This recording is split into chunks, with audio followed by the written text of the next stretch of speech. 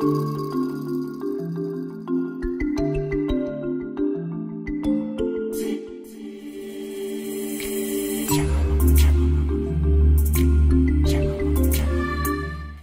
consider myself an idealist.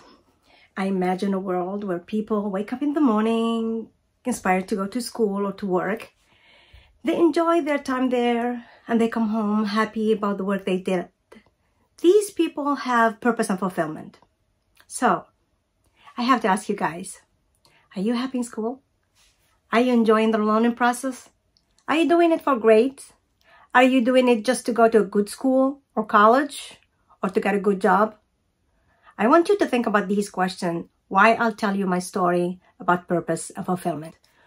When I was in first grade, I was walking the street of Algiers, the capital of Algeria, with my dad. I saw an old man hobbling along the street with a specific bag called a cartable in French. Traditionally, a cartable is a bag you carry only when you go to school. It's similar to your backpack. With a surprised and curious look, I asked my dad, how come this old man still go to school and why? He looked at me and said, yeah, why not? He still can go and learn. There is no end to education and you can learn as much as you want. I was dazzled by the answer and I thought, really? We can? My immediate reaction was an innocent and deep determination to be a lifelong learner. And loud and proud, I said, I will never stop learning. As human beings, we have several needs in our lives. I want to tell you about Ibrahim Maslow's hierarchy of human needs and how it relates to my search for purpose and fulfillment in life. These human needs are organized into 5-staged pyramid. At the bottom, we have physiological and safety needs. Physiological needs include the biological requirement for human survival, such as food, clothing, and sleep. Safety means the human need for order, predictability, and control over life. For me, I fulfilled my first 2 levels by emigrating to the US during the Algerian bloody decade of terrorism. After I finished my graduate studies in Tunisia and France, I worked as an auditor at the Ministry of Finance in Algeria. In the 90s, it was unsafe to work in Algeria, especially for a female who needed to travel frequently for work. I knew that I had to leave Algeria for a better life. And I was fortunate enough to be granted the green card for immigration in the US. The next 2 levels are love and belonging and esteem. At these levels, people need the feeling of belonging and connection with others. It involves friendship, trust, love, and acceptance. Esteem means self-dignity, independence, and achievement, but also need for respect from others. It was very hard for me to fulfill these 2 levels. Everything was uncertain in the US. I had a new life, a new language, new people. I truly struggled to adapt to the new environment. But alas, with hard work and determination, I was able to accomplish a lot. I got married, started a family, got a high-paying job on Wall Street, bought a house, and so much more.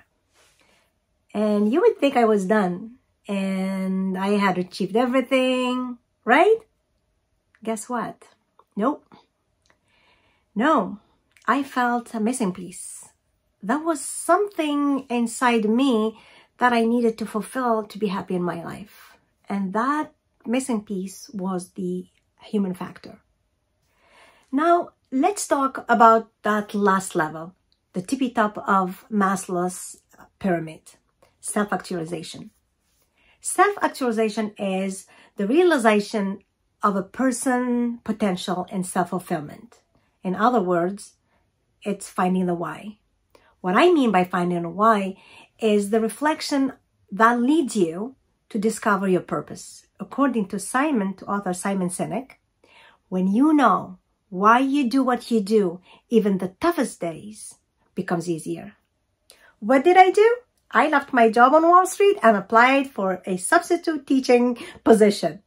People thought I was crazy. In their eyes, I was throwing my comfortable life away. But I knew that I was trying to find my why. To find my why, I worked hard. I worked harder than I ever had before. Harder than I had worked for my physiological and safety needs. Harder than I had worked for my love and belonging and esteem needs. I got my teaching license, earned my doctorate, and now I get to teach at Edison High School, Rutgers, Monmouth University, and NJCU. Now that I know my why, the sky is the limit. So let's summarize. Finding your why serves as a GPS to get you through any uncertainty. Your why is not written on stone. Your why is where you find happiness. When I was faced with uncertainty when I first started a new life in the US, I was not sure about my why. So now let's go back to the 6-year-old me with my dad and looking at that old man with his cartable. Even though she was missing the human factor and didn't know her why at that time, she definitely kept her promise to never stop learning. As you can see, my dad was there for my doctorate degree graduation, and my story comes full circle. But for you, finding your why may sound confusing, perplexing, and most of all, uncertain. However, the process of navigating uncertainty is easy. When our plans fail, our destiny begins. Here are my 3 steps to addressing uncertainty. The first step is to simplify complexity. First, be aware and accept the unexpected. And to do this, I would like to use David Snowden's Sinofan framework. This framework has 4 scenarios. If the unexpected situation is obvious, categorize it and use best practice. If the unexpected situation is complicated, analyze it and use good practice. If the unexpected situation is complex, you gotta research it and use emergent practices. If the unexpected situation is chaotic, you need to take action and use novel practice, which is you gotta come up with something new. In short, you don't have to know exactly what to do. As long as you make sense of the situation and try your best, you will be able to simplify the complexity. The next step is taking small steps. In a complex situation, you can take a small action or step and see what happens. Then, based on that, you can take another action or the next step, and then the next, and the next. For example, to switch from finance to education, I first applied for substitute teaching position. Then I applied for French teaching, even though my master's degree was in finance. Small steps are like chain links. One leads to the next. And this way, you can pave your path through uncertainty. The final step is to create a support system. When dealing with unexpected situation, focus on the process instead of outcomes. My support system was my entourage. I am so lucky and grateful to be surrounded by such amazing people. Managing challenges was easier with the support that I received during time of uncertainty, starting with my mom's prayers, my family and friends' help at home and encouraging words, and most of all, my amazing student, those who were there for me with all kind of understanding, support, and cooperation and sweet gestures, like kind notes and even sending me time management software to organize my tasks. All of these mean a lot, do a lot, and help tremendously.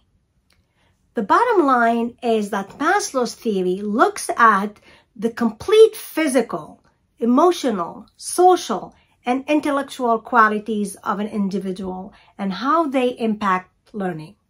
And I take that as a drive for my educational philosophy. My educational philosophy is a holistic view of the learning process as a whole. I don't teach for grades, and I don't believe in assessment, especially for at the higher level of education. However, I do believe in individualized feedback to motivate students. Now, let's go back to those questions I asked you at the beginning. For me, the ultimate goal of education is to spark a pursuit of knowledge so that students keep on learning as they grow into whoever they choose to be. Education can help you widen your perspective and be more open to things that you know a little about. While navigating your way in time of uncertainty with the tool you acquired in school, keep in mind that the noble purpose of education isn't just a stepping stone to a good job and money. It goes beyond that. At the end of the day, you must feel accomplished and happy about yourself making a difference. Now you know from my personal experience how the human factor did shape my educational path. It was the turning point for me to pursue my why. And for you, I would say, it's never late to rethink the purpose of your education. Find your own why, look for it, and achieve the highest point of Maslow's pyramid. It's something that comes from within. It is you and only you who can make that self-actualization happen. And that brings us to the end. Thank you for your interest and attention. Wishing you all best of luck. Merci.